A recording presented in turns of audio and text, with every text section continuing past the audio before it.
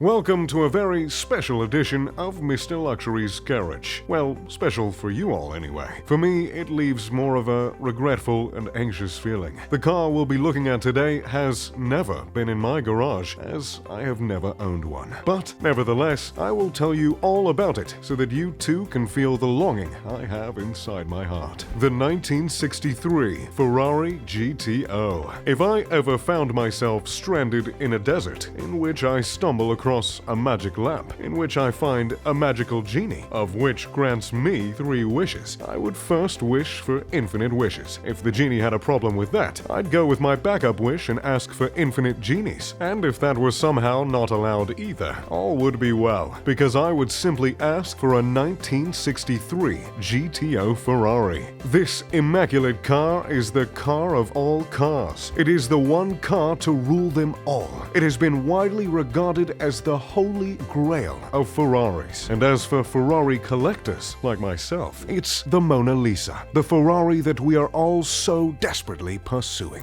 Well, let's begin with the eye test. It's a Ferrari, of course, but it's not just any Ferrari. The lines of the 250 GTO are pure Italian artistry, drawing one in with its elegant proportions and muscular stance of power and sophistication. Commemorative large decals decorate the car. Bumper stickers never looked so good on a car like this, but I doubt anyone would dare to deface it in such a way. The headlamps are exaggerated and the horizontal grille is narrow, giving the front a clean look that I can say in 2019 is truly timeless. The door height is nearly 2/3 of the car, and the windows are small with a dramatically sloping windscreen. The 250 GTO is a testament to gripping Italian design. Inside, the large, round, 3-pronged steering wheel is chrome and calling for a soft touch and firm grip. The wheel is thin and classic, void of any ugly airbag cover. The instrument panel is simple and straightforward, with buttons in large font advertising lights, wiper, fuel, and IGN. No space is wasted, and nothing is redundant. Purely a race car. Between 1962 and 1964, only 36 GTOs were built. This puts the GTO among the rarest cars on the planet, which is just one reason it's so sought after. In fact, the car is so sought after that one GTO in particular recently sold for 52 million euros. That's about $70 million.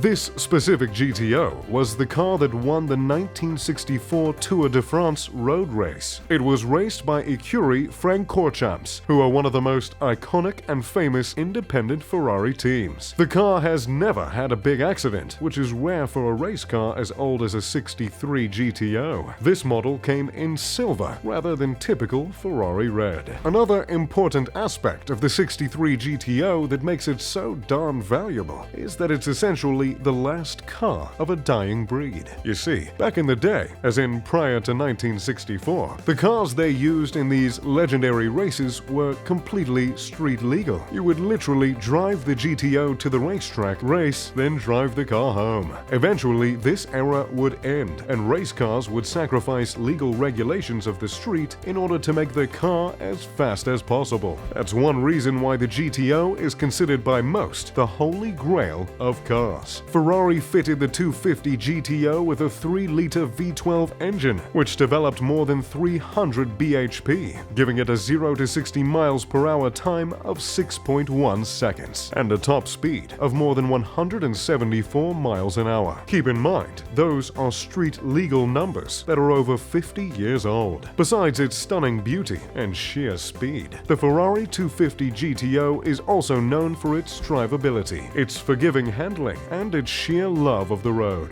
It's considered the most successful road racing car Ferrari has ever built, placing first in its class or winning overall in nearly 300 races worldwide. The trifecta of scarcity, racing success, and seductive styling means the 250 GTO is the pinnacle of possession for car collectors around the world. Current owners of the GTO include the likes of Ralph Lauren, Pink Floyd drummer Nick Mason, Peter Sachs, grandson of Goldman Sachs founder Samuel Sachs, and John Shirley of Microsoft fame. 3 of them currently own 2 250 GTOs, including hedge fund founders Tony and Lulu Wang, Rob Walton of Walmart, and British businessman Sir Anthony Anthony Bamford. With a car of such stature and with so little made, it's no wonder why the names of these owners are so notable. Because of the prestige of the car, the $70 million car, its history is well documented. It's been owned by a number of extremely wealthy individuals, from collectors to successful bankers who just couldn't resist. Leading Ferrari historian Marcel Massini, who described the car as one of the top 3 or 4 GTOs in the world, confirmed it had been bought by an American businessman, David McNeil. He also added that he was confident a GTO would be sold for more than $100 million